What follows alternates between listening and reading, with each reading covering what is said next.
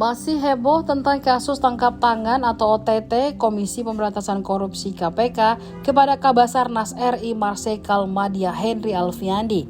Tidak disangka usai penangkapan ada sejumlah hal yang janggal terjadi di tubuh KPK hingga menjadi sorotan.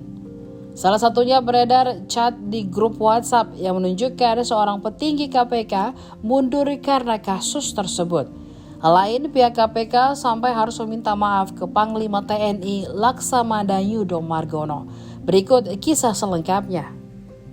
Komisi Pemberantasan Korupsi atau KPK menyampaikan permintaan maaf kepada Panglima TNI Laksamana Yudo Margono.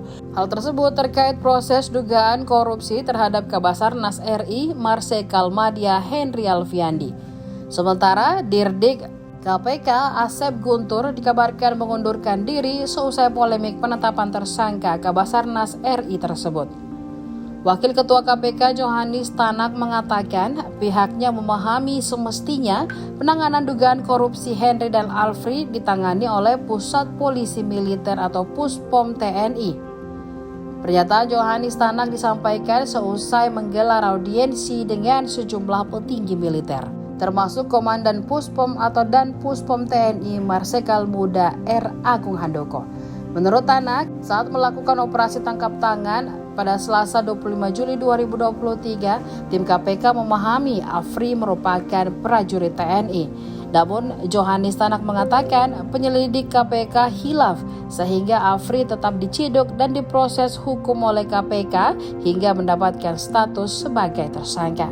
Sementara itu, buntut dari penetapan tersangka Henry Alfiandi dan Komsnya Letkol Afri Budi Cahyanto memberikan dampak lain, di mana Direktur Penyidik KPK Brigjen Asep Guntur Rahayu dikabarkan mengundurkan diri seusai polemik tersebut.